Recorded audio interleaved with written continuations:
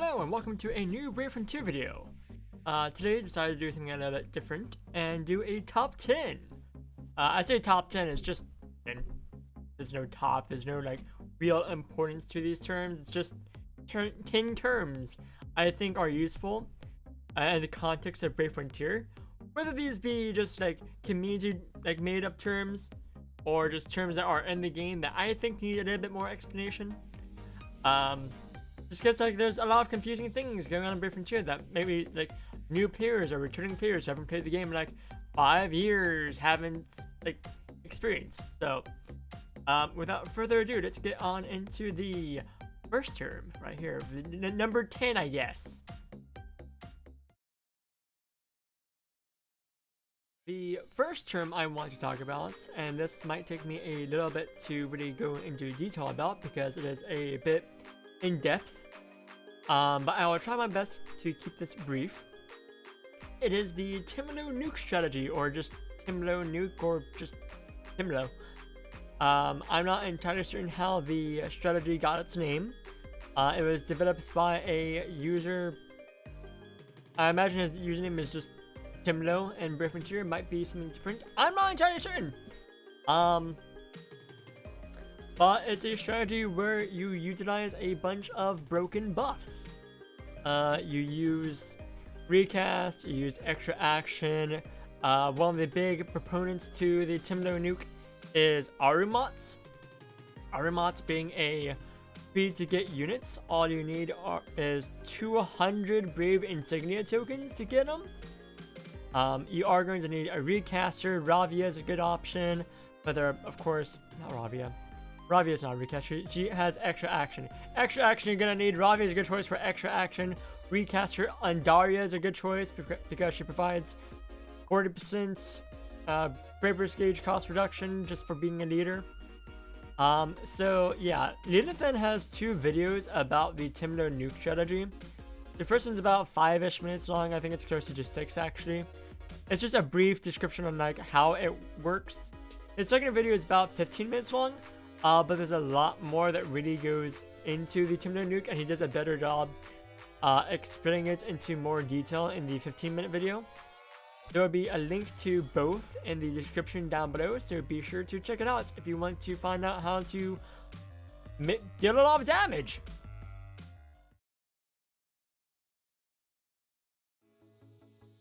The next term I want to talk about is, I actually brought it up in the last section, Recast.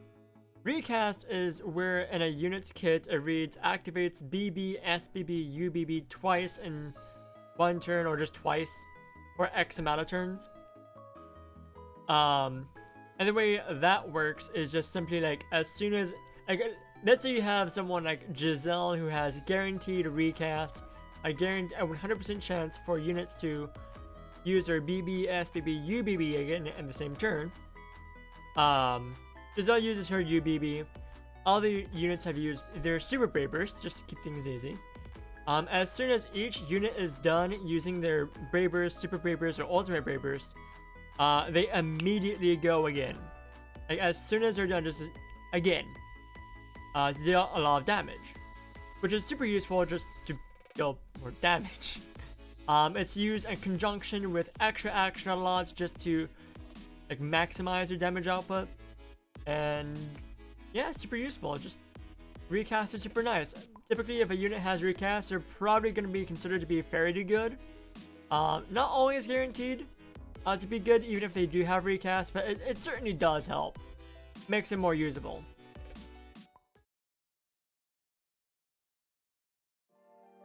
The next term I want to talk about is actually brought up in the last few ones, extra action. Extra action is, it reads as that in Brave Frontier. Units have extra action in the same turn for, I think it's typically just 1 turn. I don't think, I could be wrong, I don't think there are any units who have extra action for 2 turns on their UBB. I think Feora actually gets it on her BB for 2 turns. That's kind of weird. But usually in the UBB, it's 1 extra action for 1 turn. And the reason why extra action is brought up a lot in Brave Frontier and why it's kind of an important term is because of how broken it is. Like, mechanically speaking, it is broken. The way it interacts with overdrive, let's say you have a unit with extra action on the UBB. You get the UBB, you go into overdrive, you use the UBB, you get the extra action, you somehow manage to fill out the overdrive gauge back up to full, you overdrive again, you can have, in theory, infinite extra actions as long as you can continue to fill up that overdrive gauge. There's no longer an actual infinite ultimate braver strategy. It was gotten rid of like a while ago. But you can still get like a lot of UBBs from one unit in one turn, utilizing extra action to recast. So extra action is a super important term to know because just how broken it is.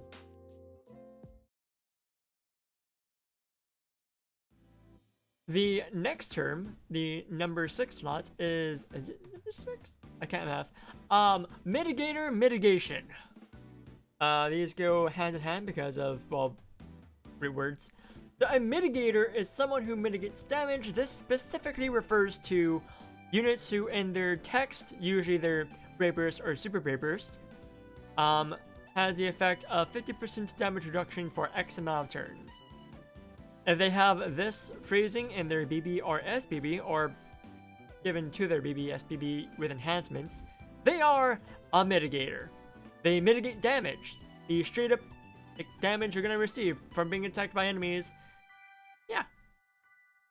Nothing too fancy going on there. There are units who do have 100% mitigation or 100% damage reduction in their UBB. But even if they have this, they're not really... the community doesn't call them a mitigator because they don't have it on their SBB for 50%. Like it's weird, but they're not technically. They're technically mitigators, but no one calls them mitigators if they just have the 100% damage reduction and their UBB, but nowhere else. It's only in their BB SBB. I don't know why, but oh well, it's just how it is.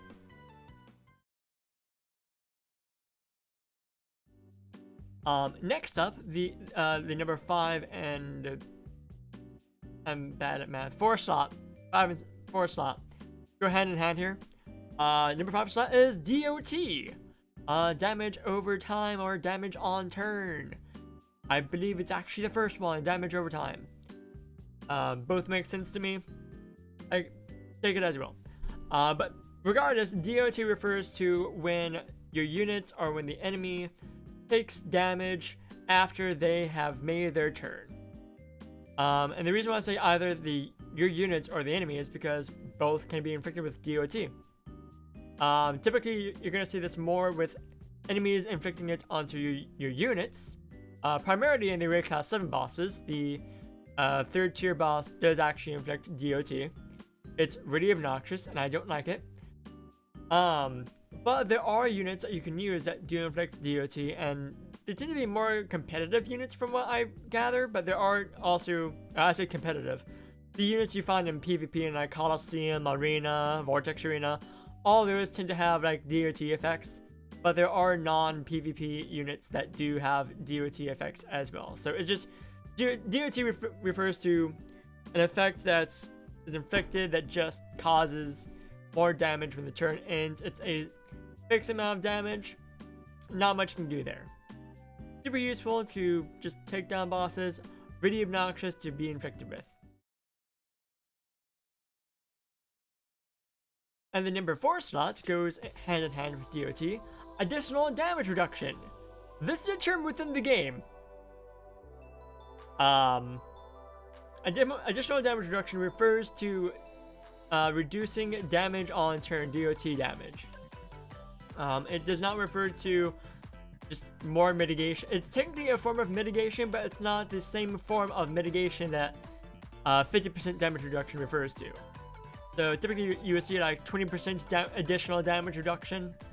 That's 20% reduction from DOT damage. Super useful to have for Recast 7.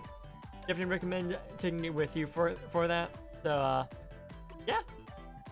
That's it. It's confusing when you first read it, but now that you know that it refers to DOT damage, it's a little bit less confusing. So, yeah.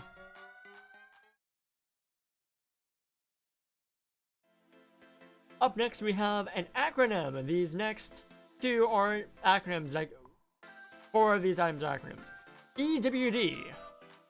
EWD stands for Elemental Weakness Damage, which is not just the elemental weakness damage. It specifically refers to when a unit has in their kits increases elemental, like usually fire elemental damage or water elemental damage or all elemental damage.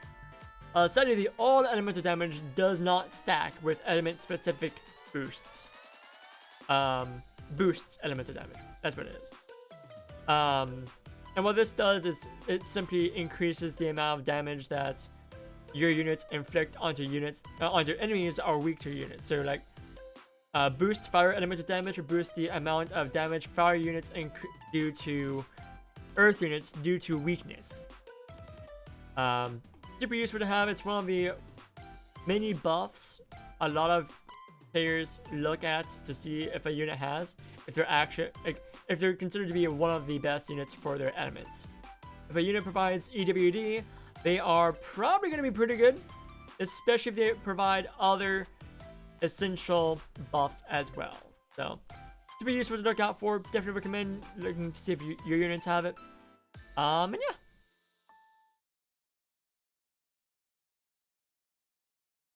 Up next, we have AI, which does not refer to the artificial intelligence that units use in the arena.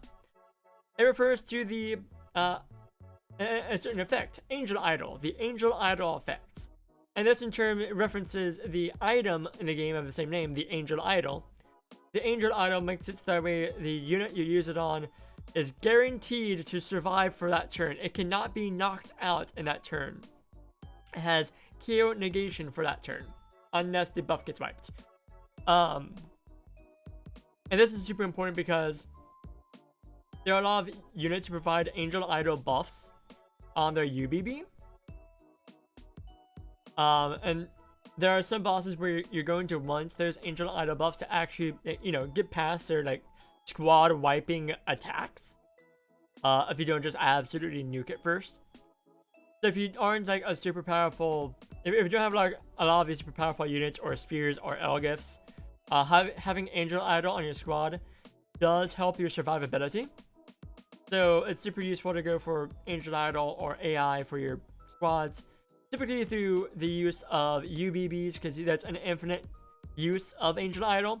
It's going to be a chance to survive. It's not guaranteed with UBBs. But there are some units who have a guaranteed KO negation, either through their extra skill or their enhancements. So it's definitely worth checking out to see which units have that. It also makes them like super obnoxious in PvP, because you think you might have them knocked out, but nope, they're still alive. So, and in the number 2 slots, we have Natk, or Natk, Natk. It's just a shortening of normal attack. People throw this term around usually in reference to units to provide the... There are like 2 buffs that apply to normal attack. There's additional hits for normal attack, which is more useful for the cheesy quests where you need to have more hits than anything, like the first quest in Joy to Ashes, I believe. And the other thing is normal attack hitting all enemies, which is I find to be super useful for Arena and Vortex Arena. It's one of my favorite strategies to use for both of those. So yeah, just simply the normal attack, a shortening of normal attack. Not used super often, but when it is used potently.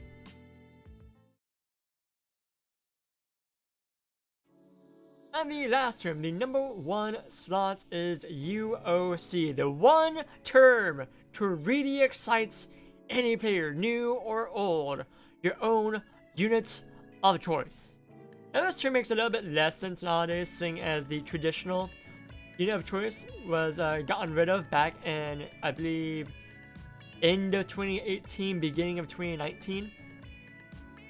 It used to be that you could choose from pretty much like the entire, like nearly the entire unit selection, minus some seasonal units. And it got really weird towards the end of the USCs being a thing because they wouldn't include the units that came out in the past 2 years. So Gumi decided, you know what? This is kind of silly.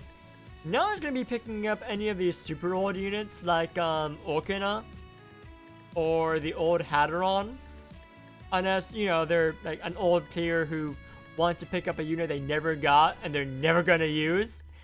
So let's do something different and give them Hero Selector tickets, which is the new unit of choice where you use the tickets in the summoning section. It's typically like at the very bottom of the banners. And you get to choose your units from a significantly smaller pool of units than what unit of choice used to be. I think we are getting the largest Hero Selector ticket pool. For this 7th anniversary. I think it's the largest one there has been for the Selector tickets. And it's super exciting because, well, free units of your choice just for logging in. You don't have to do anything else. You just have to log in and you get the thing. It is great. The Hero Selector tickets, the unit of choices are always great, and because of the way that the Selector tickets work, it makes it significantly easier to talk about which units are good picks for unit of choice. So yeah, USC just simply stands for unit of choice. Highly recommend getting them when you can.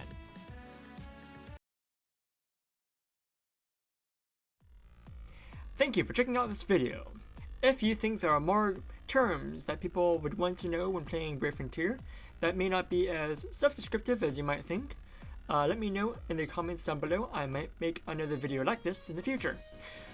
If you want to be caught up on when videos come out, you can always subscribe to the channel and hit that little bell button to be notified on when videos come out.